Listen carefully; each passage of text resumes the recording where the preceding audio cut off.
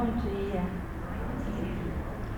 Então hoje vamos tratar sobre a questão das leis no Antigo Testamento, principalmente no Pentateuco. O roteiro que vocês têm trata do estudo das leis na Bíblia inteira, Antigo e Novo Testamento. Mas a gente não tem tempo para tratar todas as leis na Bíblia inteira. Precisaria de mais de uma manhã, certo? Então a gente vai tratar principalmente no Pentateuco, que é a parte chamada a Lei de Moisés, no Antigo Testamento e na Bíblia inteira o local onde mais constam as leis bíblicas é no Pentateuco. Então, esse estudo é muito importante, principalmente eu gosto de tratar desse assunto. Muitas pessoas acham o estudo das leis uma coisa muito chata, a leitura das leis na Bíblia acham também uma coisa muito chata, mas se a gente sabe o propósito, a gente consegue entender os objetivos, então ela se torna uma coisa muito importante para nós, que a gente deve levar em conta. E é isso que eu vou tentar facilitar para vocês, a compreensão dos propósitos com que as leis aparecem no Antigo Testamento e principalmente no Pentateuco. Eu gosto desse tema porque as pessoas acham, geralmente a maioria das pessoas no mundo, principalmente os cristãos, tem uma visão negativa sobre o Antigo Testamento como um todo e principalmente sobre o Pentateuco. Então são pessoas que não leem o Antigo Testamento e acham que o Antigo Testamento é rigoroso demais, só tem leis ruins, é machista, é exclusivista, não gosta de estrangeiro. Então tem uma visão muito preconceituosa do Antigo Testamento. Quando a gente vai ler o Antigo Testamento, a gente não percebe no Antigo Testamento nada dessas coisas que as pessoas falam. Então as pessoas acham que o Antigo Testamento é a lei de Italião, olho por olho, dente por dente. Isso nem lei nem é uma lei do Antigo Testamento, é a lei do Código de Hammurabi. A gente vai depois, que é um rei mesopotâmico bem antigo, bem anterior a Moisés. A gente vai depois também ver como isso aconteceu, como é que isso foi parar lá, né, no Antigo Testamento. Então, uma visão preconceituosa do Antigo Testamento coloca, e aliás, não é uma visão nem assim da pessoa dizer eu não gosto do Antigo Testamento, porque quem tem essa visão preconceituosa sequer lê o Antigo Testamento, porque se tivesse lido não diria essas coisas, né? Um dia desse eu estava comentando já sei, foi a aula de Levítico que um amigo meu, o juiz Haroldo Dutra Dias, ele dá uma aula de Levítico pela internet. E uma das pessoas que estavam ouvindo a aula escreveu no chat ao lado, que a gente pode perguntar ou comentar, né, quem está vendo a aula, disse assim: ai, que maravilha, seria tão bom se o judeu aceitasse Jesus, porque se o judeu aceitasse Jesus, ele ia amar o próximo. Aí eu não aguentei, eu gosto de ver a aula tranquilamente, mas eu não aguentei. Aí eu coloquei assim: como assim a lei de amar o próximo como a ti mesmo é dos judeus? E os judeus amam o próximo. As maiores ONGs que existem no mundo, elas são de ajuda humanitária, são dos judeus. A pessoa não falou mais nada, quer dizer, então essa pessoa não pode dizer que tenha lido o Levítico ou tenha lido o Antigo Testamento, porque a pessoa achar que o judeu odeia o próximo e só vai amar o próximo se tiver se tornado cristão, é uma coisa preconceituosa. Ela parte de uma ideia preconcebida e não de um acesso à própria escritura dos judeus, que é o Antigo Testamento. Então nós vamos tentar fazer da melhor forma possível para desmanchar essas ideias erradas sobre o Antigo Testamento.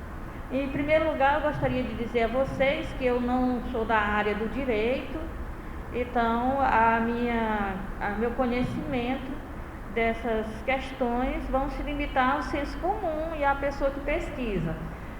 Não vão ser uma abordagem como seria uma abordagem se o palestrante fosse uma pessoa da área do direito. Isso seria muito mais rico, né?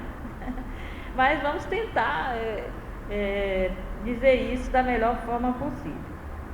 Então, a primeira coisa que nós devemos ter em conta, tem o autor desse roteiro, o padre Paulo Sérgio Soares, eu o conheci pessoalmente, e ele, num encontro de formação bíblica para paróquias, e ele, nesse encontro, ele dizia assim: vamos tirar as sandálias, vamos fazer igual Moisés, que quando viu aquele fenômeno da sarça, do arbusto que estava envolta em fogo, mas não se queimava,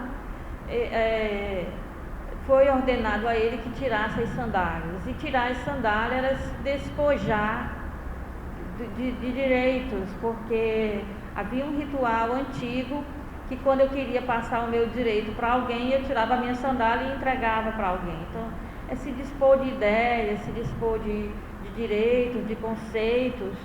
Então, vamos tirar as sandálias para começar esse estudo das leis do Antigo Testamento. Porque se a gente chegar aqui com as ideias pré-concebidas, que tudo é ruim, no Antigo Testamento tem nada que preste, ou como diz uma teologia chamada teologia dispensacionalista, que é uma teologia que nasceu no âmbito protestante e entrou para a Igreja Católica, porque foi uma teoria que surgiu com um teólogo chamado John Darby, e ele era muito amigo de um bispo católico e acabou entrando para a Igreja Católica também.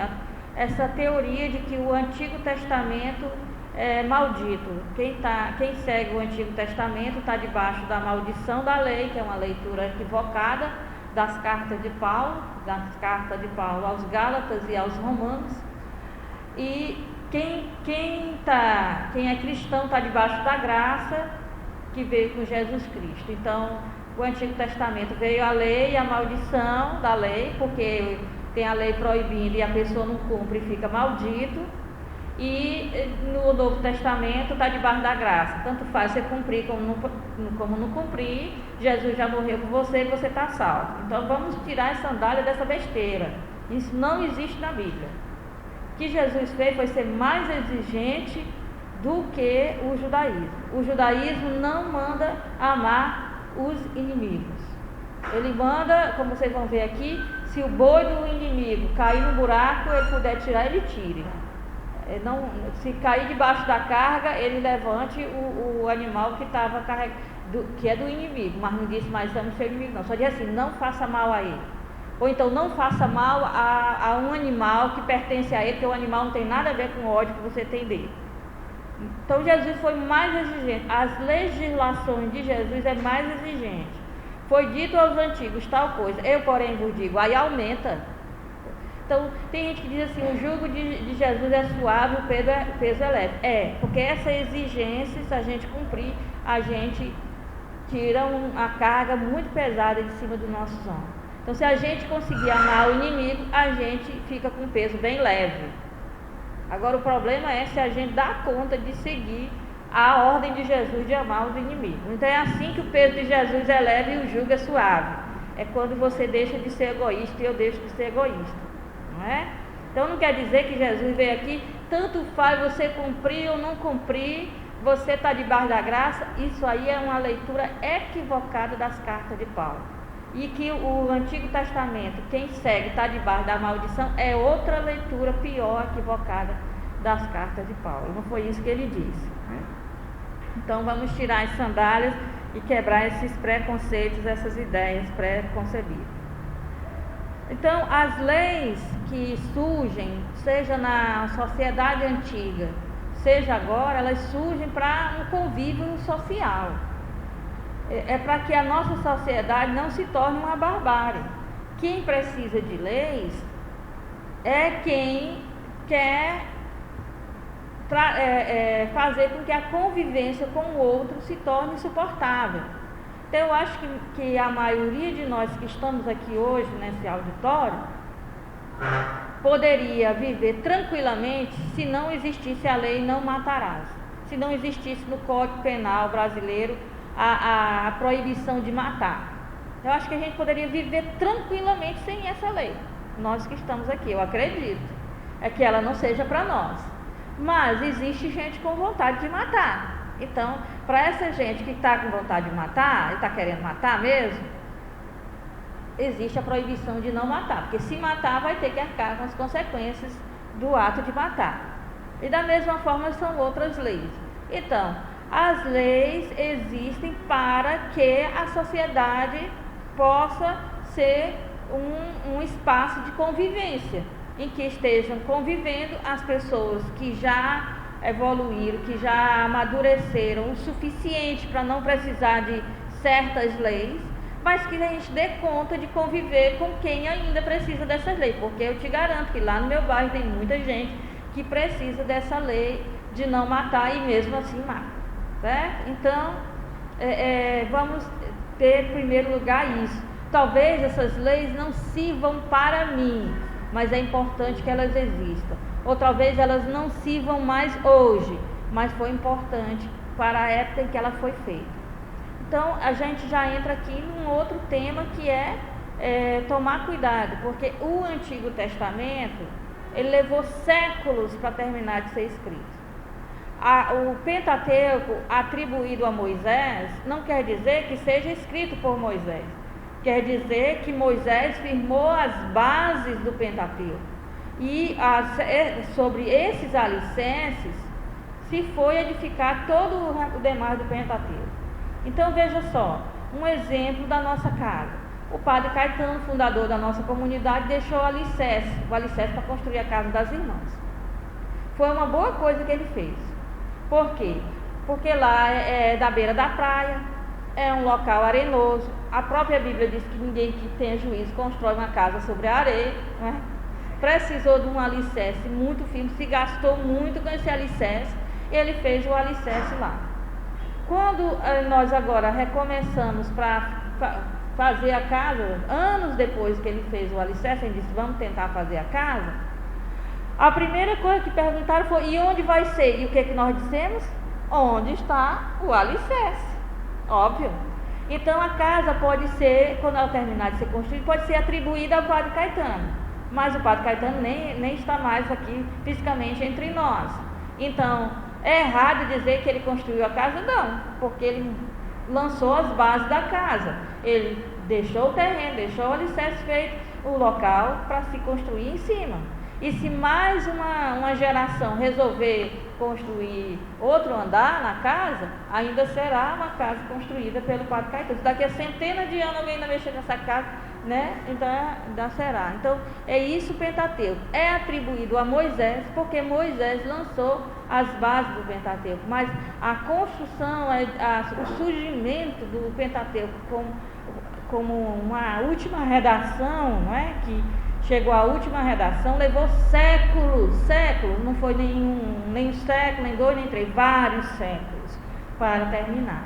Desde as tradições orais até a última letra que foi colocada lá, tá certo?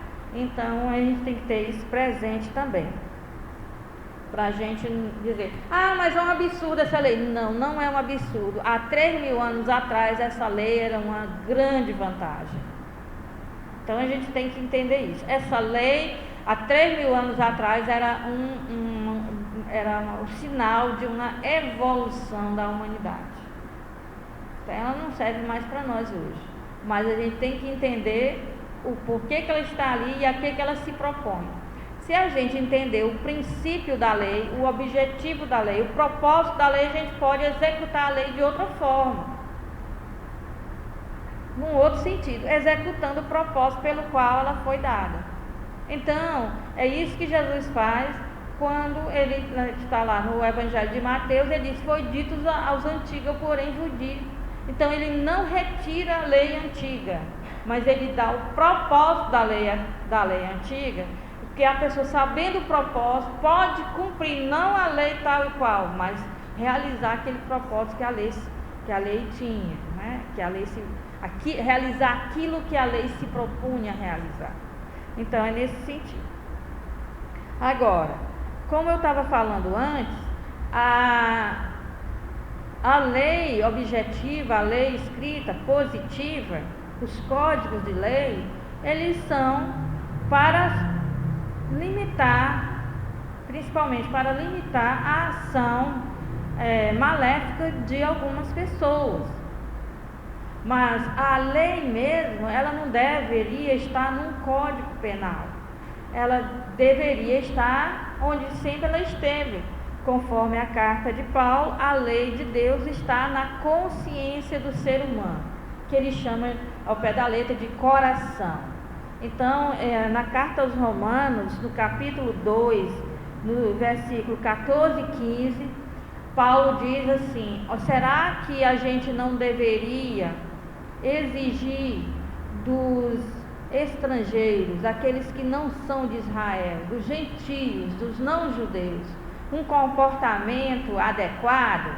Tem gente que diz que não podemos exigir deles, porque eles não têm a lei de Moisés. Mas eles têm a lei de Moisés escrita nos corações, ou seja, nas consciências.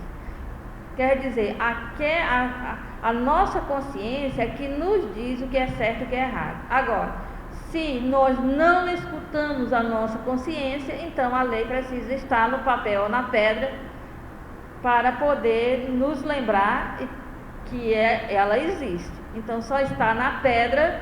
Para os judeus tem a Torá, para os gentios tem a Torá, na consciência. Então eles não são dispensáveis de fazer certas coisas como matar, adulterar, roubar e cometer idolatria, a injustiça, a impiedade, etc. Porque isso está na consciência de todo mundo. Então, isso aí é muito importante.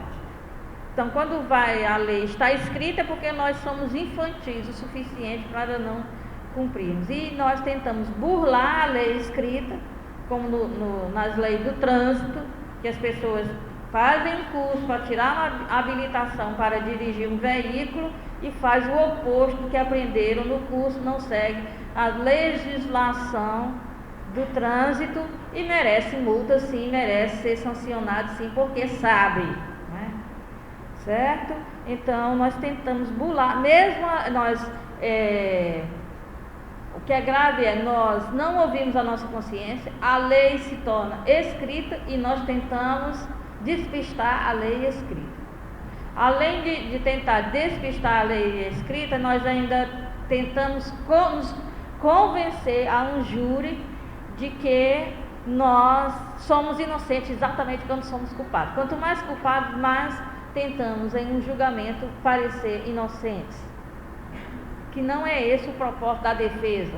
O propósito da defesa em um julgamento não é transformar o culpado em inocente. É ver sobre certos aspectos em que o crime ou o delito foi executado, que aspectos se deve levar em consideração para calcular a pena e não para dizer que o culpado é inocente. Que no nosso Brasil é uma coisa extraordinária.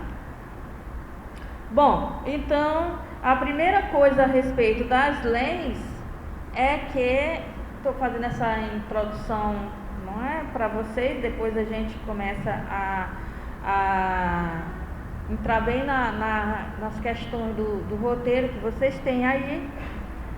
Então, em primeiro lugar, certo, então estou nessas questões do início. A página 20 é a página que a gente vai olhar primeiro, né? A partir da página 20 aí, essas introduções aqui a gente já viu que as normas são necessárias. Deixa eu ver aqui. Na página 17, então, costumes, a respeito dos costumes, página 17. Então, antes de se tornar leis propriamente ditas, existiam costumes e convenções. convenções sociais. Ainda hoje nós temos costumes que não precisam se tornar leis, porque nós vamos segui-los automaticamente. Aprendemos na nossa família que se deve comportar assim, e aquilo se torna uma norma de vida para nós. Às vezes, o problema com a família recente, os jovens nubentes, os jovens casados, é que o primeiro conflito da convivência é a pessoa age de forma estranha. Quer dizer, cada um recebeu na família costumes que são sagrados, que são normas de comportamento que a pessoa não consegue dar conta de viver sem ser daquele jeito, e o outro recebeu outro tipo de costume. E então a primeira crise do matrimônio é a crise dos costumes, até que se entenda como é que isso vai funcionar. Isso gera alguma confusão. Também nas comunidades, cada pessoa que vem para a comunidade religiosa, o seminário, vem de uma família que tem os seus costumes, e os costumes se tornam estranhos para os outros, até que todos possam se ajeitar num costume que seja o da comunidade e não da vida de cada um. Isso leva tempo, e algumas pessoas não conseguem se organizar nisso, não é? Então tem costumes que são tratados como sendo leis muito mais do que se tivessem escritos, e esses costumes ou convenções não estão escritos. Então daí nós já percebemos que a maior parte das leis, em todos os grupos humanos, a maior parte das leis surgiram dos costumes. Era costume de uma tribo fazer assim, era costume de um clã fazer desse jeito, uma família fazer desse jeito, e aí outros foram aprendendo. A mobilidade era muito grande, porque os clãs e tribos eram nômades e seminômades. Então, na convivência com os outros, se refutava costumes e colocava numa lei como não farás isso, porque viu o outro grupo fazendo, e antes que alguém desse clã A vá fazer uma coisa que é do clã B, já surge uma norma, não farás, que aí já preserva este clã A de costumes que são do clã B. Então, as principais leis foram surgindo no contato entre costumes. Vou dar um exemplo. As tribos de Israel, peregrinando aí pelo deserto e por tudo onde peregrinou, por Canaã e tudo mais, viu o costume de alguns povos, como os amonitas, não é? E moabitas, de praticarem o incesto, pais e se unirem as filhas. Então já proibiu isso. Viu em alguns povos o sacrifício do primogênito. Assim que nascia o primeiro filho, ele era sacrificado a uma divindade. E assim eles já foram as primeiras leis, foram proibindo isso. Não passarás teu filho pelo fogo. Não vai sacrificar o teu filho, jamais sacrificar o teu filho, por nada. E é uma coisa abominável aos olhos do Senhor. Não cometerás um incesto. Então, aí já, quer dizer, peregrinando, eu vi um costume que para mim era uma coisa abominável. Antes que esse costume que nós vimos influencie a nossa tribo, a gente já proíbe a existência daquele costume. Então, as leis foram surgindo a partir do confronto de costumes, e do confronto de costumes entre famílias que se encontravam. E também já surgiu aí a proibição de se casar com certos povos. Não darás tua filha em casamento aos moabitas. Por quê? Porque lá tem a prática pagã, né? de relações incestuosas. Então a pessoa lê essas coisas e diz assim: esse Antigo Testamento odeia o estrangeiro, onde já se viu, não dá, não deixar as filhas casarem com o povo vizinho ali do lado. Mas por quê? Né? Que não é para casar com o povo ali do lado. Tem um motivo bem específico para isso. Então a primeira coisa que faz é no Gênesis contar que Ló teve relações incestuosas com as filhas, e daí surgiram os filhos Amon e Moabe, e essa era para dizer uma prática lá de Amon e Moabe. Depois, lá na frente, em outro livro vai estar: não darás tua filha em casamento para amonitas e moabitas, certo? Então tem que ver que o Pentateuco, que é tido como lei, ele não é lei, eles são histórias das famílias, das andanças das famílias. São histórias de família. E tanto que são histórias de família que, quando quiseram contar o início do mundo, colocaram uma história de família, que são histórias de família. E dentro das histórias de família surgem as leis, mas não é um livro de leis, não é o Pentateuco. Então as famílias tinham os seus costumes, suas convenções, e foram entrando em confronto com outros costumes, e daí foram surgindo as leis, principalmente a questão da casuística, então que daqui a pouco a gente vai ver mais ou menos o que é. Bom, como eu disse, essas leis vão sendo fixadas, agora já podemos ir para a página 20, vão sendo fixadas e sendo transformadas em um corpo jurídico.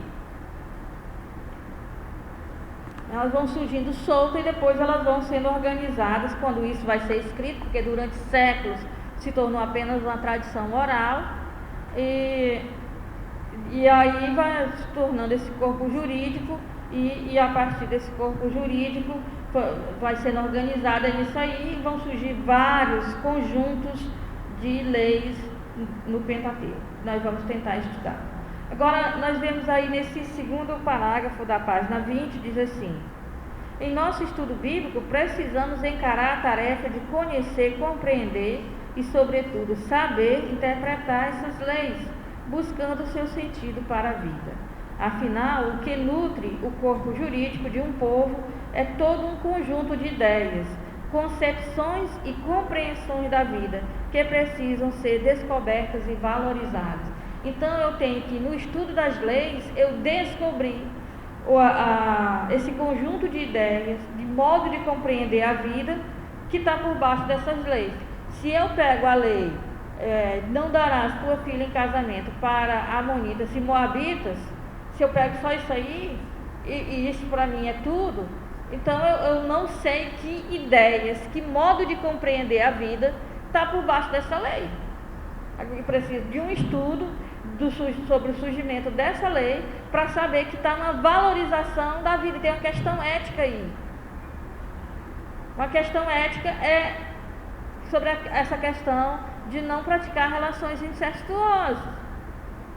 Por isso que não é aconselhado vai justificar qualquer versículo solto, como qualquer palavra minha solta que eu estou dizendo aqui, que sai por aí e diz assim: a Ilha falou isso. Isso é muito comum. A Ilha falou isso quando, sobre que assunto, porque solto. Então, geralmente, quando a pessoa diz isso está escrito na Bíblia, ou fulano falou isso, é para garantir o que eu estou querendo passar. Então, geralmente, quando a Ilha falou isso, era para combater a Ilha. Não vá para a formação bíblica da Ilha, porque ela fala isso. Assim que eu cheguei aqui em Fortaleza, comecei a dar formação bíblica no início da década de 90, e que a gente ia ter que ir treinando e tal. Então tinha um curso bíblico no Colégio Santa Teresa, lá no bairro que a gente mora, no Cristo Redentor. E tinha um senhor que ele ficava lá fora, no portão do colégio. A diretora tinha me emprestado a sala, é um colégio da rede estadual de ensino, e ela tinha me emprestado uma sala para no sábado à tarde fazer esse curso. E tinha um senhor paroquiano que ele ficava no portão, no sol, no portão do colégio, antes que as pessoas entrassem no colégio, dizendo: não vá para esse curso que você vai perder sua fé, porque ela falou isso, aí citava uma coisa solta que eu tinha falado em uma palestra.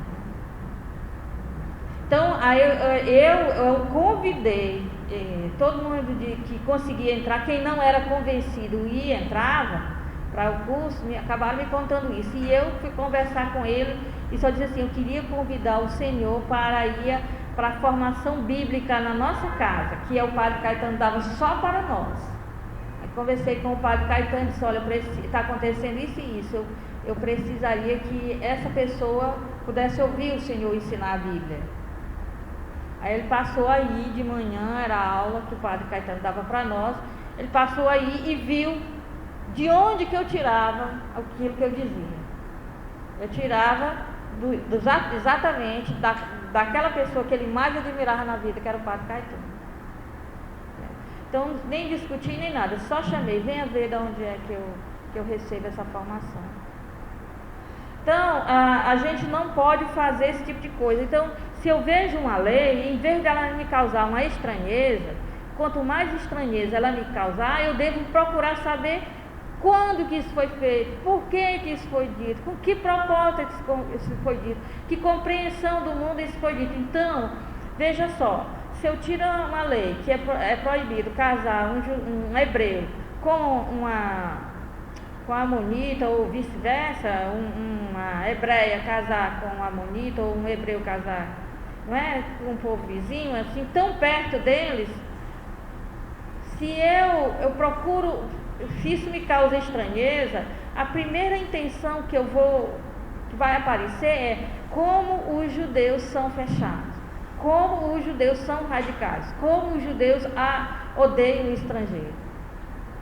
Se eu for estudar a cultura de Amon e Moabe, eu vou dizer assim, como os judeus são humanos, como eles estão preocupados com a ética, como eles estão preocupados com as famílias, muda totalmente.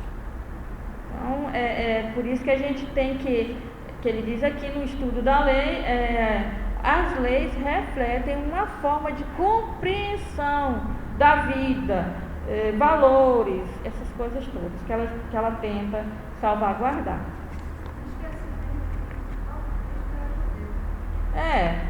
E foi sendo um bom judeu que ele realizou a vocação dele, que é a vocação de Israel. Foi assim que Jesus realizou os seus objetivos, foi sendo um bom judeu. Um bom judeu, ele é universalista. Ele ama o Deus único, é isso que é ser judeu. Ele ama um Deus que é único, que não existe outro. Portanto, se ele realmente ama o Deus único, ele ama todas as pessoas, porque então, se só existe um Deus, todos são irmãos.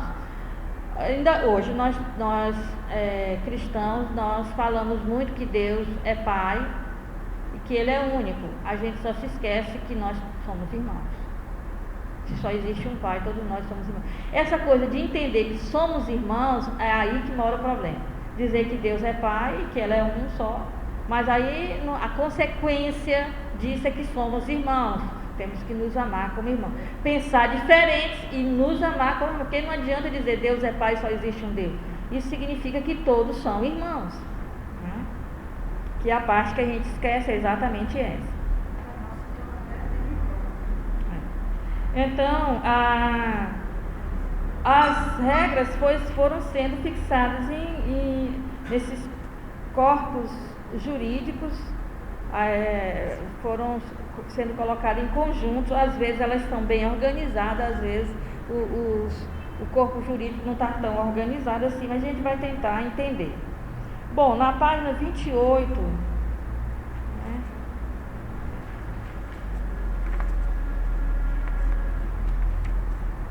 Na página 28, nós temos aí a Torá.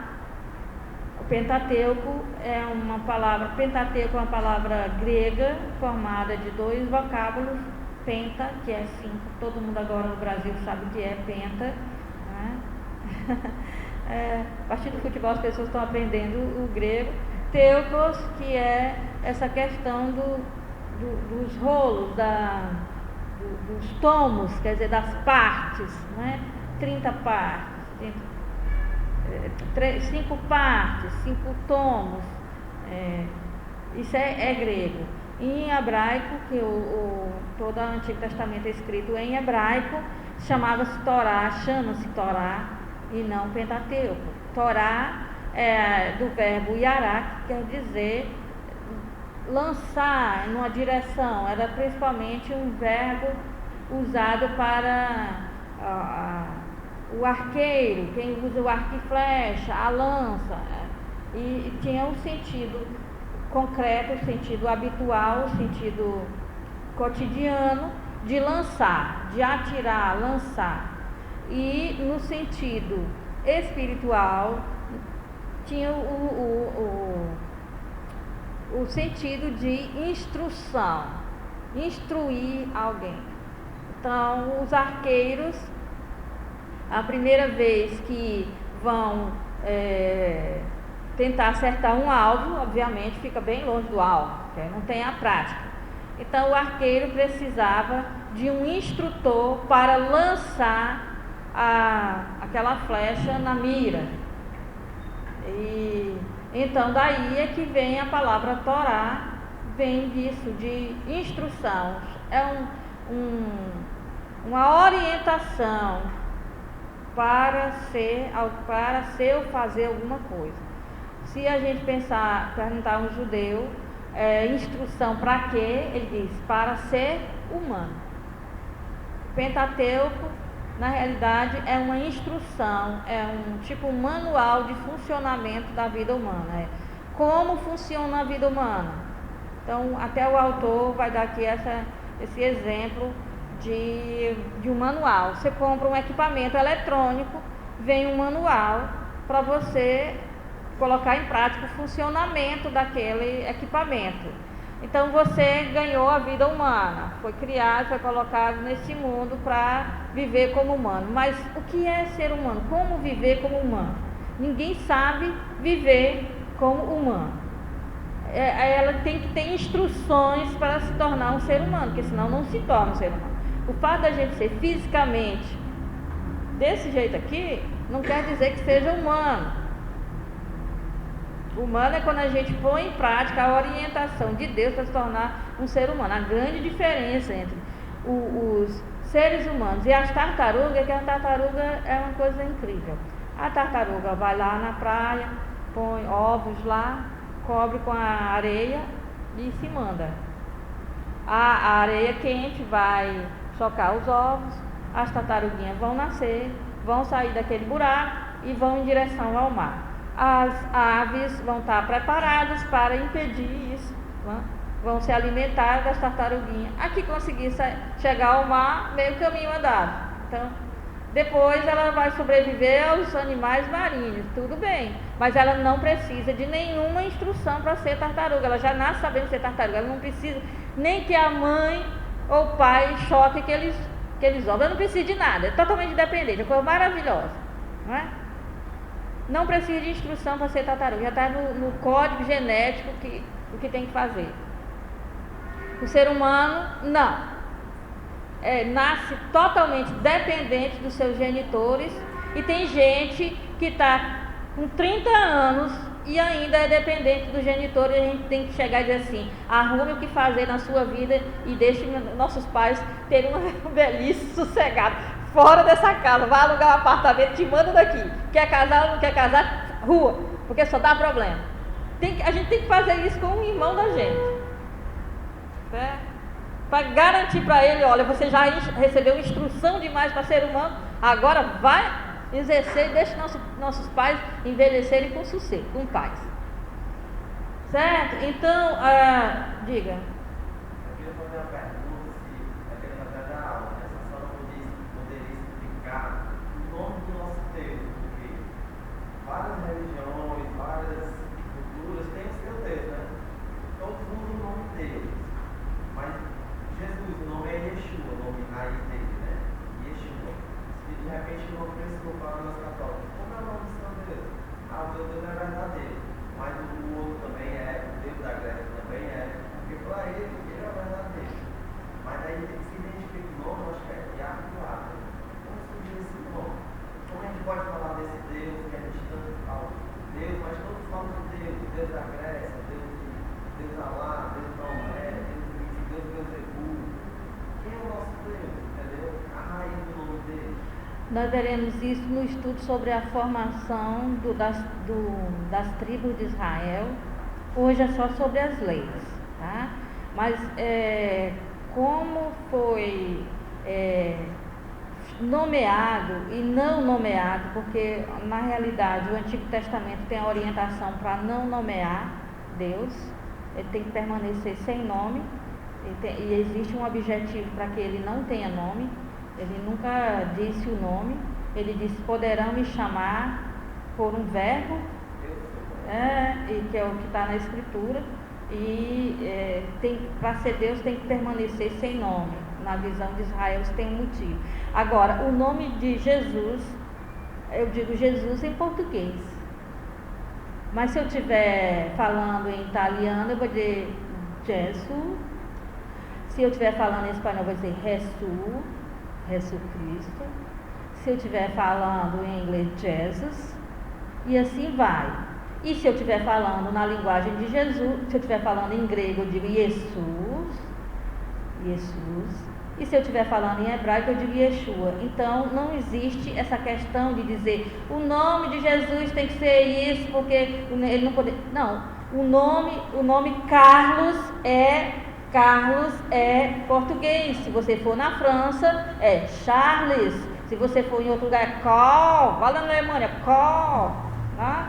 Então essa questão de nomes depende do idioma em que as pessoas estão, certo? Ou aqui no Brasil eu tenho meu nome, a Ilha Luzia. Luzia é porque eu estou falando em português. Se eu estivesse falando em espanhol seria Lúcia. Lúcia é o mesmo Luzia.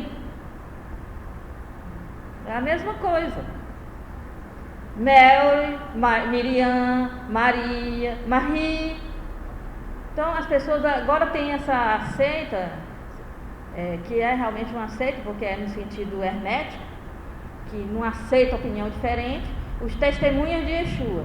E aí fica com essa briga sobre o nome de Jesus, e fica mandando coisa pela internet sobre o nome de Jesus, que já não bastava ter testemunha disso, testemunha daquilo, testemunha de Jeová que briga pelo nome de Jeová. Agora tem os testemunhos de Yeshua.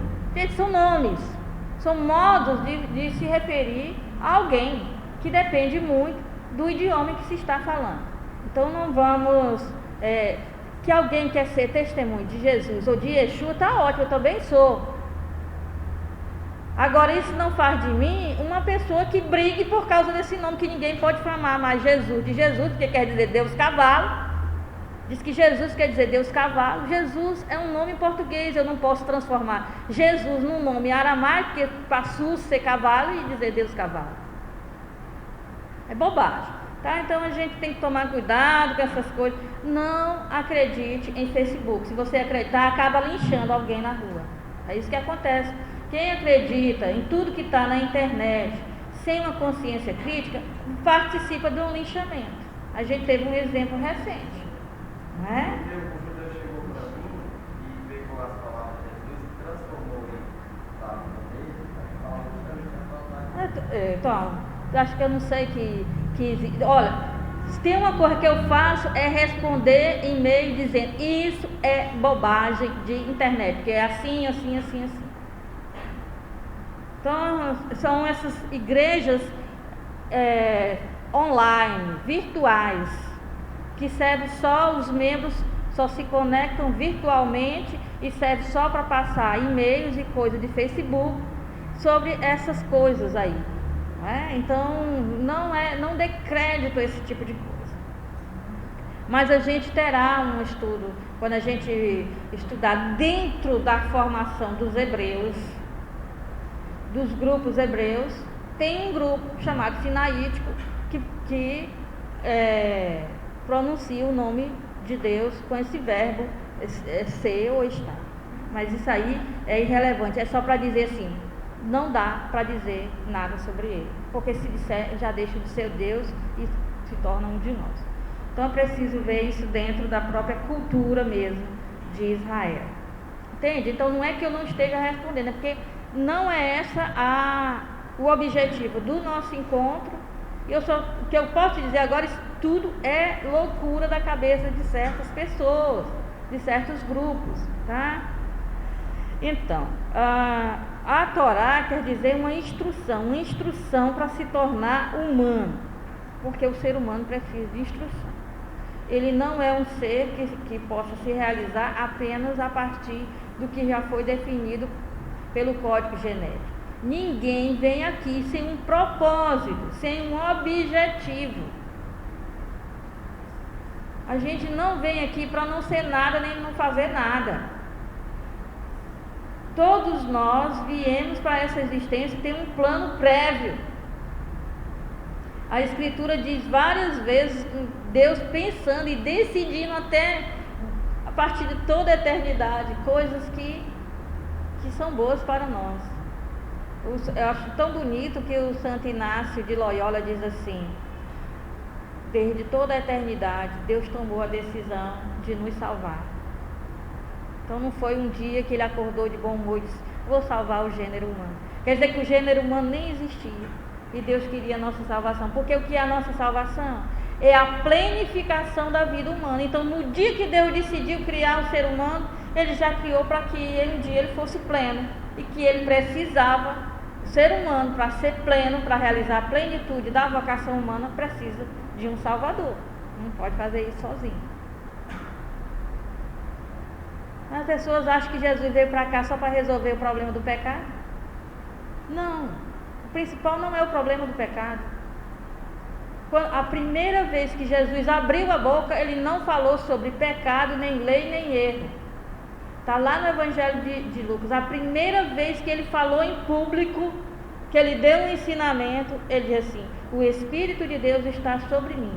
Ele me ungiu para consolar os aflitos, para curar, dar ao cego as visão, para fazer o coxo andar, para libertar os cativos. Ele falou de sofrimento. Eu vim aqui porque vocês sofrem. Eu vim aqui porque vocês sofrem. Ele não disse: eu vim aqui para consertar essa loucura errada que vocês fazem. Ele disse: eu vim aqui porque vocês sofrem. E porque vocês sofrem, eu estou aqui. Para que vocês não sofram. Foi isso. Diga, Maria. Essa questão de libertar os cativos, ela também é mal interpretada. Porque as pessoas pensam que cativo é quem está preso. Não. Principalmente é quem está preso pelo egoísmo, não é? É. Cativo quem está preso pelo egoísmo. Certo? Então as pessoas reduziram a atividade de Jesus a resolver o problema do pecado e esqueceram do que Ele disse. Que Ele disse: eu vim aqui porque vocês sofrem. Fui mandado aqui pelo meu Pai porque vocês sofrem. Porque vocês têm problemas que fazem vocês sofrer. O manual de instrução não foi lido corretamente, o equipamento não está funcionando direito. E eu vim aqui para ajudar o equipamento a funcionar. Aqui eu sou o técnico. O que ele disse foi isso: eu sou o técnico. Vocês não levaram em consideração o manual de instrução do funcionamento da vida humana. Por isso vocês sofrem, que a vida humana é para ser plena. Ele vai dizer também lá no Evangelho de João: eu vim para que todos tenham a vida e a tenham em abundantemente, quer dizer, em plenitude de vida. Mas aí, como o manual não foi seguido, o equipamento não funciona, e aí esse não funcionamento da vida humana faz vocês sofrerem. Eu sou o técnico. Eu sou o técnico, vim aqui para que funcione. Então, a Torá, ela é a instrução. Quando o Antigo Testamento foi traduzido do hebraico para o grego, recebeu o nome de nomos, que quer dizer lei. E passou a ser atribuída a lei de Moisés. Então, por quê? Porque nomos, em grego, não é lei no sentido jurídico, mas nomos, em grego, quer dizer normas de convivência. Daí que vem norma de convivência, norma de comportamento, normas para a gente ser educado, para a gente ser humano, para a gente ser melhor. Então, o problema não é tanto que Torá tenha sido traduzido por nomos. O problema é que nomos foi traduzido por lei. Em português, nomos deu lei. Então, as pessoas nem leem o Pentateuco, porque é a lei de Moisés. Eu não estou interessado num código de leis. Então o problema não é tanto do grego, o problema é do português, é da língua vernácula, que já traduziu a escritura numa época de uma sociedade não é mais agrícola e que as palavras já tinham mudado de conceito e traduz nomos por lei, simplesmente. E quando se traduz por lei, se tem a ideia de que se trata de código jurídico. Quando na antiguidade não necessariamente. Tanto que o que mais tem no Pentateuco não são leis, são histórias de família, são histórias dos patriarcas. História dos patriarcas e história do povo judeu. Então essa parte aí da página 28 é mais ou menos isso. Na página 30 nós temos uma coisa mais especificada, E nesse capítulo aí da página 30 tem: para o judaísmo, a Torá é a instrução, o ensinamento de Deus para a vida, para que o povo consiga viver bem e tire o máximo proveito da vida sem estragá-la e sem prejudicar a si próprio. Nesse sentido, é um dom de Deus a Israel, garantindo a liberdade e a terra, as condições para a felicidade, o bem-estar. Não é uma imposição de Deus, nem um cerceamento da liberdade humana, mesmo que muitos preceitos comecem com um sonoro não. Não faça isso. Não é porque os preceitos começam com não que eles estão contra a minha liberdade. Não matarás, isso não está contra a minha liberdade. Não roubarás, não está contra a minha liberdade. Está educando a minha liberdade para que eu seja verdadeiramente humano, para que eu não viva na barbárie. Nesse terceiro parágrafo fala do manual de instruções, que é um bom exemplo, página 30, terceiro parágrafo. Um bom exemplo destas últimas, que é as leis que foram escritas, de instruções para convivência, é o manual de instruções que sempre acompanha os aparelhos eletroeletrônicos. Ele é necessário para a montagem e o manuseio perfeito e adequado do aparelho, aproveitando ao máximo os recursos e potencialidades oferecidos. Quem não segue as instruções do manual poderá não usufruir satisfatoriamente do aparelho ou até mesmo danificá-lo ou causar acidentes a si próprio, sempre resultando em prejuízo e dor de cabeça. Então está aí. A Torá é uma instrução para ter uma vida humana em qualidade. A Torá nunca veio para salvar ninguém, para dar salvação eterna. Se você perguntar a um judeu para que serve a Torá, é para que a gente saiba como ser humano. É para ter uma qualidade de vida humana, uma vida humana verdadeiramente humana.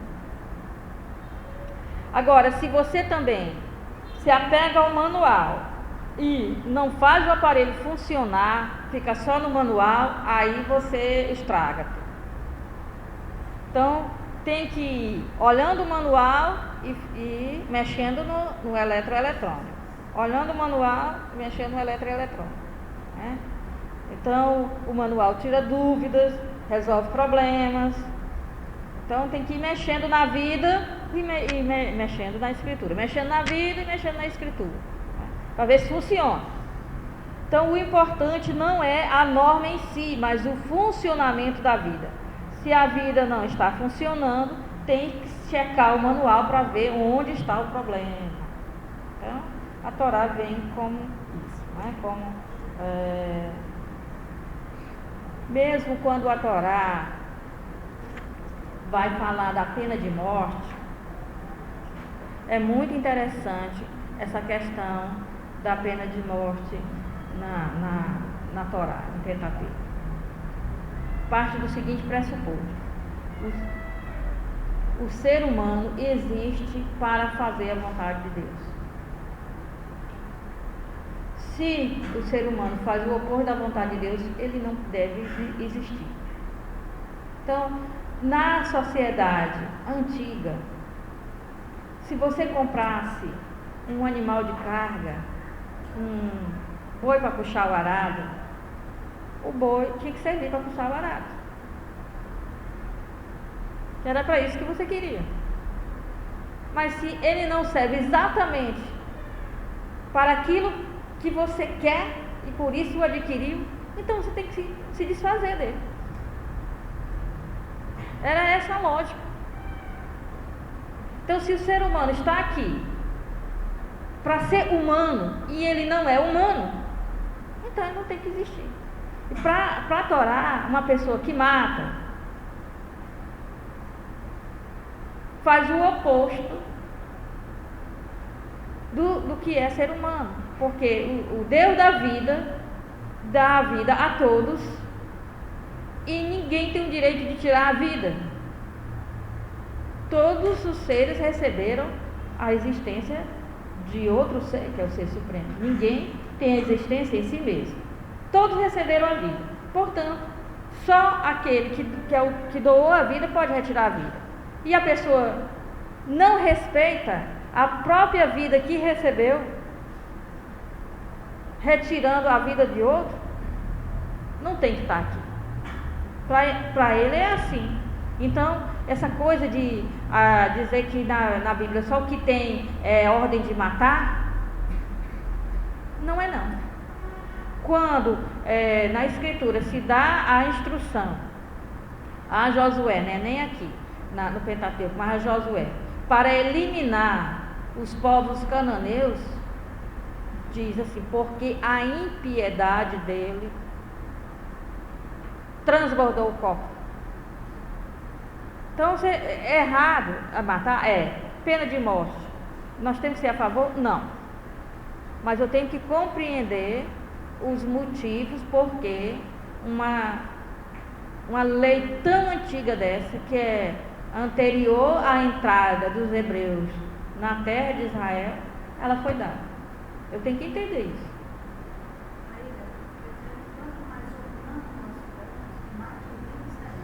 É óbvio, porque somos a imagem e semelhança de Deus. O que é o ser humano? Imagem e semelhança de Deus.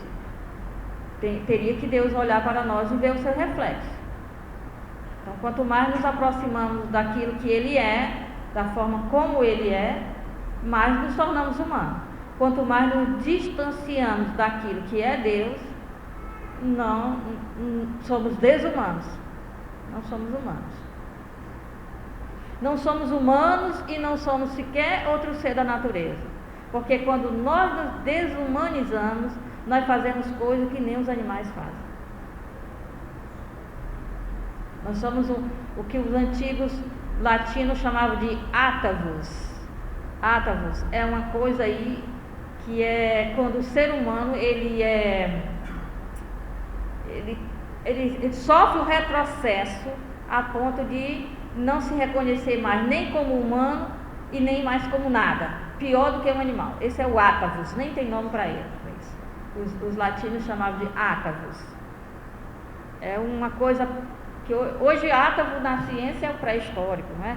É o anterior ao humano propriamente dito, ao Homo sapiens, etc. A ciência chama de átavos os seres pré-históricos anteriores ao Homo sapiens. Mas nos teóricos latinos, átavos é quando o ser humano ele vai se desumanizando a tal ponto de não ser reconhecido nele mais nenhuma característica humana, ele se torna um monstro. Um átavos, ele nem é humano nem é qualquer outra coisa conhecida na natureza. É interessante porque eles tinham essa ideia de que alguém pode se tornar um átavos. Ele vai se desumanizando. Seria como uma coisa ovoide, uma coisa sem forma definida. Eles chamavam isso de átavos. Quando Jesus colocou desfigurado, isso aí não entra nesse sentido lá, daquele pecou assim, que se olhava para ele já não via mais nada, né? Totalmente desfigurado. Mas aí não tem um sentido lá para ele. O totalmente desfigurado de Jesus é fisicamente, não é a humanidade. Quando a gente fala da humanidade, a gente está falando do propósito humano e não do físico. porque fisicamente podemos não estar adequado, pode nos faltar vários membros, né? Isso não significa que nós sejamos um átomo, não se trata do físico. A imagem e semelhança de Deus não é uma coisa física, Deus é puro espírito, então não se trata do nosso corpo físico, ok? Bom, então vamos ver isso, tentar ver se a gente dá conta dessas coisas todas. Então, antes de entrarmos agora, que não vamos partir agora para os códigos jurídicos, antes da gente começar a entrar nesse assunto dos códigos jurídicos, nós temos que fazer uma pequena introdução, que é a respeito do surgimento da lei da Bíblia. Não há na Escritura essa coisa de que tudo caiu do céu no mesmo dia. Vamos tirar essa concepção. Primeira coisa, nós estamos numa sociedade pós-industrial. Esses livros da Bíblia foram escritos numa sociedade agrícola tribal. Tá? Primeira coisa é isso. Então, as normas, os costumes eram diferentes. Essa coisa da Bíblia ser machista tem mais a ver com os costumes, os papéis bem definidos que existiam na sociedade agrícola para mãe, pai, avô, o idoso, a criança, o jovem, a mulher, o homem, o líder, o magistrado da cidade, o servo, papéis bem definidos, que eram típicos de uma sociedade agrícola, e que esses papéis não estão tão definidos agora. Há uma mobilidade nesses papéis. Tá? Então, primeira coisa é isso aí. Depois que tem leis muito antigas e leis mais recentes. O fato de eu pegar um código de leis não quer dizer, esse código aqui, um conjunto de leis sobre o culto, surgiu na mesma época. Não. A primeira frase de um versículo pode estar 100 a 300 anos de distância da segunda parte do mesmo versículo. Porque esses códigos foram editados várias e várias vezes ao longo da história. Eles foram sendo retirados coisa, acrescentado coisa. Esses textos não eram fixos. Esses textos eram flexíveis. De tempos em tempos se fazia acréscimos, se esclarecia mais sobre certas leis. Então, a primeira coisa é isso. Não foi Deus ditando no monte para Moisés.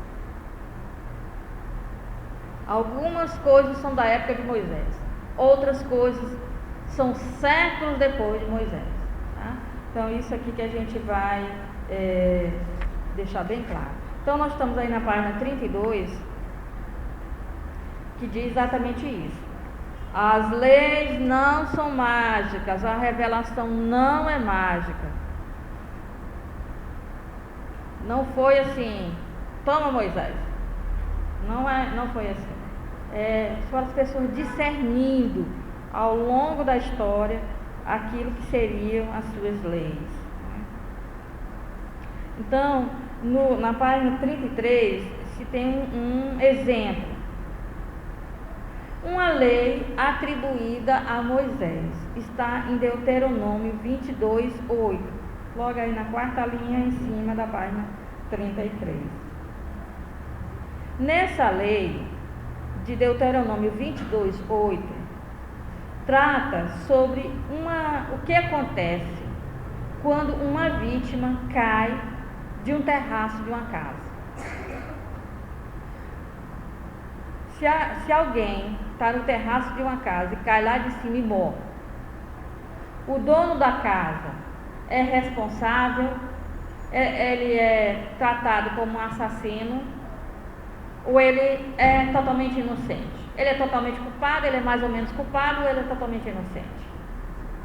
É uma lei atribuída a Moisés. E aí a lei vai dizer, depende, vai ver o caso. Alguém caiu do terraço, morreu, então o que pode ter acontecido? A família da vítima culpabilizou digamos que seja uma criança, não é? Subiu no terraço de uma casa, caiu e morreu. A família da vítima culpou o proprietário da casa. Então o proprietário da casa tem que se defender, porque senão vai ser tratado como um assassino e vai ser morto. Tem a pena de morte. Então, ele vai recorrer ao juiz daquele clã, daquela tribo. Os anciãos, o conselho dos anciãos, que tem um juiz, um dos anciãos é um juiz-chefe. E vão decidir sobre o caso. E nessa questão aí vai ser dito o seguinte: bom, em vez se ele já tinha sido avisado que ali é perigoso e não tinha feito nada, ele é culpado. Se ele não tinha sido avisado e não teve sequer intenção de saber que alguém ia lá em cima no terraço, então ele é inocente. Vai sair daí a lei, se você constrói uma casa que tem terraço, tem que fazer uma mureta, não é? Um parapeito, para que as pessoas não caiam. Se você não fizer e alguém cair, você é assassino. Se você fizer e alguém cair, você não é um assassino. Porque você fez uma proteção, não é? Então, agora a pergunta é: isso lá em Deuteronômio 22:8 é atribuído a Moisés. Agora, Moisés tirou os escravos do Egito. Moisés nunca entrou na terra de Canaã, nunca botou pé na terra de Canaã. Eles mal conseguem armar umas tendas de oásis em oásis. Que diacho que Moisés quer? Fazendo uma lei sobre o terraço das casas. Não é? Então, só numa leitura fundamentalista é que eu vou dizer: não, Deus é onisciente, Ele já previa que eles iam, mas por favor, Deus tem mais o que fazer do que ficar fazendo coisas que a gente tem que fazer. Quem tem que fazer normas somos nós, orientados, iluminados pelos valores, pelas inspirações que vêm de Deus, inspirações que vêm de Deus. Deus dá as inspirações. Quando o desafio surge, vem a inspiração. É por isso que a lei é divina, porque ela é baseada, ela é alicerçada, como eu disse a vocês aqui no início, ela é alicerçada em valores que Deus inspirou na nossa consciência. Certo? Então não dá para Moisés estar lá no deserto fazendo leis sobre terraços de casa, gente. Tem dó no negócio desse. Tá? Então esse aí é um exemplo. Temos um segundo exemplo na página 34. São leis relativas aos reis, mas os reis só vieram 200 anos depois de Moisés. 200 anos que veio o primeiro rei, que foi Saul. É que Moisés vai estar fazendo normas para o período da monarquia. Não dá. Então o que aconteceu foi isso: Moisés deu o alicerce, que é o decálogo, os 10 mandamentos, baseado naqueles valores do decálogo. As pessoas foram discernindo as leis ao longo de séculos. É por isso que são leis de Moisés. Certo? Então, como vão surgindo as leis? Está aí na página 35. A família, o clã e a tribo vão transformando os seus costumes, suas tradições em direito consuetudinário. O que é isso? Lei consuetudinária é lei baseada no costume. Em latim, consuetudinário quer dizer costumeiro. Então são leis baseadas nos costumes dos clãs, não é? Às vezes eles, em contato com outras tribos, outros clãs, eles aprendiam um costume do outro clã e aquilo ali passava a ser aplicado a casos concretos. É aí a questão da jurisprudência. Então, o que seria a jurisprudência?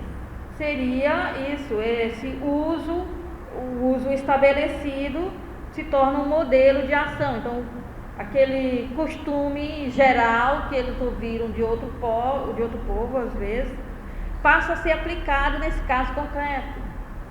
Então isso aí é a tal da jurisprudência. Tá?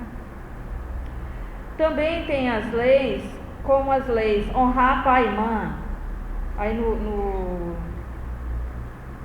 segundo parágrafo de baixo para cima, 35, né? São exemplos de leis originadas em grupos familiares, clãs ou tribos. Quais? Honrar pai e mãe, proibição do incesto, o dever da hospitalidade, a lei da vingança do sangue ou da honra da virgem, etc., ou da honra do patriarca. Essas leis são leis que surgiram de costumes de famílias, clãs ou tribos. Essas leis geralmente são leis apodíticas, que quer dizer, não precisa explicar. As leis que são dos valores, dos costumes mais antigos, que tentam salvaguardar os valores mais antigos, que são universais, como o direito à vida, é uma lei apodítica. O que quer dizer a apodítica? É evidente, é irrefutável, não tem que explicar, não matarás, ponto. Não precisa estar explicando por que você não vai matar. Nem eu vou matar, eu posso ter vontade de matar, mas é irrefutável, não existe lógica em matar. Então ninguém questiona, são leis apodíticas, quer dizer, leis inquestionáveis, elas são óbvias, são evidentes, não tem que explicar, ou você não vai matar por causa disso, não tem que fazer nada de explicações, não matarás, pronto. Leis apodíticas. Sobre a questão da casuística, a gente vai ver lá na página 64 mais tarde, eu espero. Sim, se vocês precisarem ir ao banheiro, tomar uma água, vocês avisam que é questão de 5 minutinhos mesmo, porque pediram para a gente tirar direto até 11 horas por causa do evento que vai ter. Tá? Então a gente termina tudo 11 horas. Se precisarem sair, vamos ver aqui. 10 mil, dou 5 minutos, só 5 minutos, tá certo? Não é para a hora de fazer compras, não é hora de nada disso. Outro lugar onde surgiram muitas leis foram os santuários. Lá nos santuários tinha o culto, tinha aquelas grandes solenidades das colheitas, da tosquia, do rebanho. As pessoas iam em grande número aos santuários. E os principais santuários eram Gilgal, Silo, Betel, Siquém, Dan, Ramá e outros. Então, nesses santuários se levava problemas e se tinha que surgiram leis referentes ao culto, principalmente, como fazer o culto, que tipo de animal, em que situação, qual é o sacrifício para cada casa. Isso aí tudo surgiu nos santuários. Não foi dado por Deus diretamente a Moisés, mas foram surgindo nos santuários. Tem leis que são dos santuários para a época que eles já estão realmente sedentarizados. A gente vê, não tem santuário quando eles são nômades. Eu não posso fazer bem aqui um templo para Deus e me mandar ir para outra terra, porque eu sou seminômade, eu tenho que sair dali. Então não existe santuário. O santuário é móvel, é uma arca, uma tenda que se arma e se desarma. Então não tem santuário propriamente dito. Tem uma tenda que é a tenda do encontro ou tabernáculo, mas não tem tipicamente santuário. Quando eles entram na terra de Canaã e se tornam sedentários, aí eles começam a construir vários santuários para que fique perto das pessoas, não fique um santuário tão longe. E aí começa a surgir então as normas de como realizar a adoração, o culto a Deus. Muito salpicado de outras culturas, tanto no sentido positivo, quando eles chegam em Canaã, tem os santuários de Baal, com as suas normas, suas coisas, eles vão tentar eliminar Baal totalmente, mas eles vão pegar coisas do culto de Baal, como por exemplo, Baal é o deus da fecundidade, ele que fertiliza o solo. Então toda época de colheita tem que fazer um culto a Baal.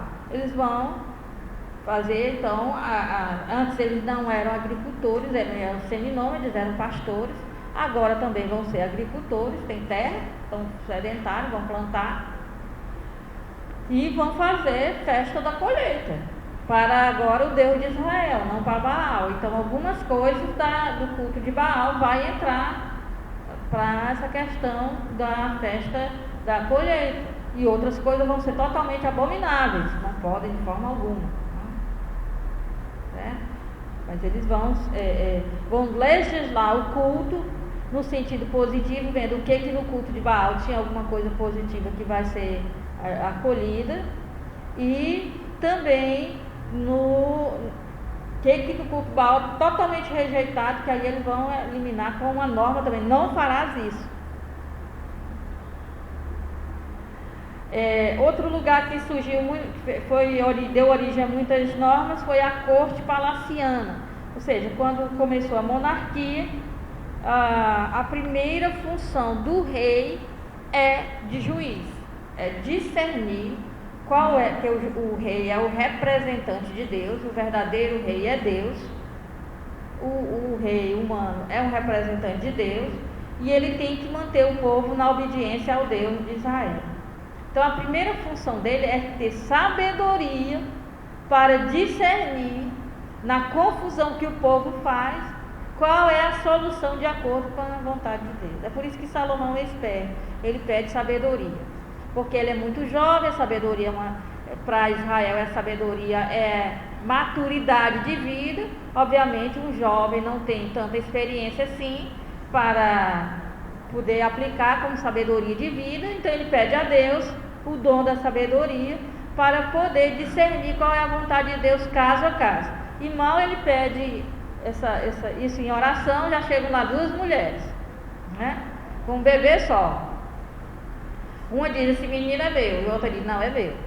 Aí uma diz assim: olha, eu estava com meu filho, né? Essa criança é minha, nós duas moramos na mesma casa. Ela dormiu em cima do filho dela, matou o filho dela sufocado, pegou o meu filho. Esse aí é meu filho. Não, é meu filho. Como é que ele vai saber? Como que ele vai resolver isso? As duas, um bebê, vizinho nenhum vai reconhecer de quem é quem, ainda mais que elas viviam na mesma casa. Então não dá para ter testemunhas. Alguém está mentindo. Então ele apela para o sentimento materno, dá uma sabedoria gigantesca. Ok, já que as duas querem, corta no meio da metade para cada um. Certo? Não, aí a verdadeira mãe: não precisa matar não, pode entregar, deixa o menino com ela. Pronto, é a mãe verdadeira, descobriu na hora. Foi preciso uma perspicácia, um discernimento, uma coisa que um jovem não teria, né? Então, se atribuiu isso aí. Então, a partir daí se começa com essas questões da corte levada ao rei, começa a se produzir um código jurídico. Bom, então, em que sentido é que a lei do Pentateuco é lei de Deus? Já falei para vocês, é porque Deus inspirou a base de toda a lei do Pentateuco. E a base, o alicerce da lei do Pentateuco são os 10 mandamentos. Eles têm os valores a partir dos quais se pode edificar as leis. Então, cada lei, cada código de lei em Israel é baseado nos valores do monoteísmo que foram revelados naqueles 10 mandamentos. Ele é o núcleo de toda a lei. Então, é mais ou menos isso. Agora, tem leis que vão refletir um comportamento discriminatório. Como eu citei no início, se eu pego essa lei sozinha, ela discrimina. Discrimina a mulher, discrimina o estrangeiro, discrimina o cego.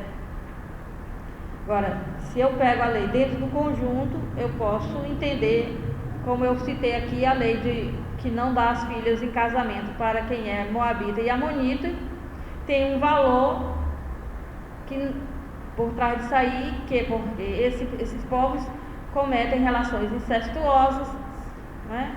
Então eles não são adequados para se casar com quem é do povo de Israel.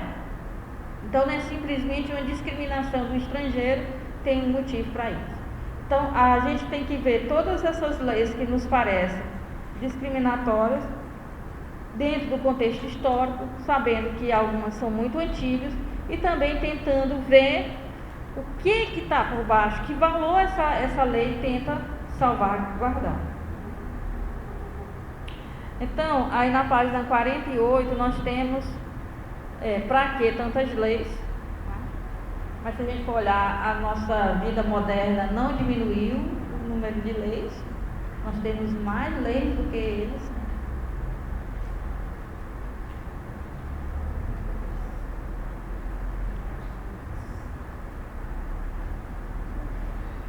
Então, ele aqui no roteiro diz que há 3 motivos, tá? Pelo menos 3 grandes motivos para a multiplicação das leis. O primeiro motivo, essa letra A, página 49, as formulações genéricas são insuficientes. Então, tem algumas leis, tem a lei a respeito do assassinato. Agora, se a morte foi acidental, se a pessoa não queria matar e acabou matando, então ele vai citar o que acontece, que tem lá, não matarás, é uma lei genérica, apodítica, não tem explicação nenhuma, não mata, você não tem que matar. Mas o que pode acontecer se uma pessoa, por exemplo, quis dar uma lição, um castigo num escravo e acabou matando o escravo? Se você for olhar em todos os outros códigos de lei da mesma época, ou até anteriores e até posteriores, vamos dizer, nem consideram se o dono de um escravo está errado ao matar um escravo, nem consideram essa possibilidade. Em Israel tem. E se alguém, querendo castigar o escravo, acaba matando, quer dizer que é errado matar o escravo. Para Israel não matarás, ponto. Não vai matar um ser humano. O escravo é ser humano. Em outros códigos de lei, né, escravo é escravo, é propriedade. Se você quiser matar seu escravo, você vai ter prejuízo, o problema é seu.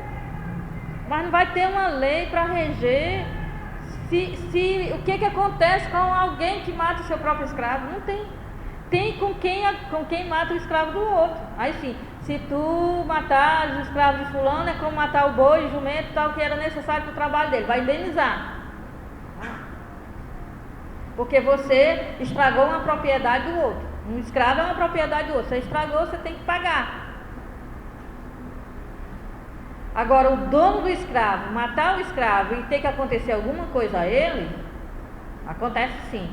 Se ele matou o escravo, ele é assassino, matou. Vai ser julgado. Mas se foi sem querer, aí ele vai ter que provar que foi acidental. Se ele conseguir provar, aí ele se salva. Se não, ele vai receber a pena de morte, porque ele matou. Se a pessoa ferir um ladrão à noite, a pessoa está dormindo, não matarás, não deve matar. Aí o ladrão entrou, eu acordei, ladrão, sem querer bater o ladrão, sem querer bater o ladrão, mas eu matei. O que vai acontecer comigo?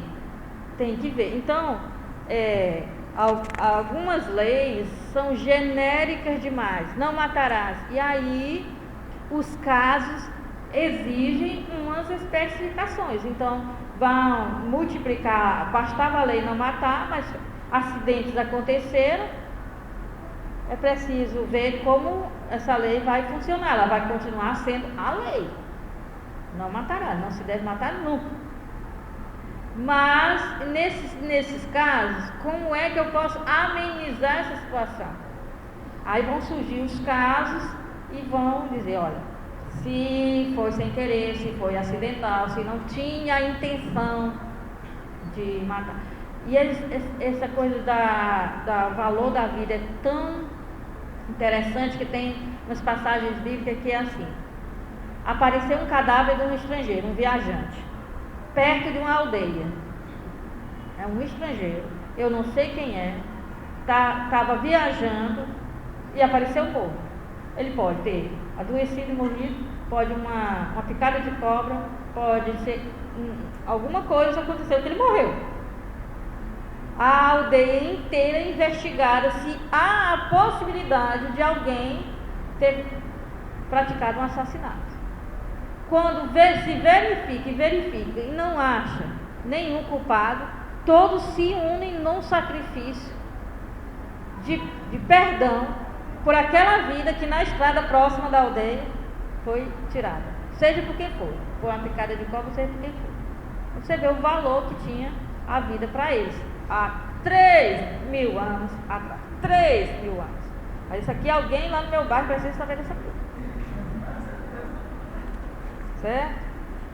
Então, algumas leis foram surgindo por causa que a lei genérica não dava conta de solucionar alguns casos.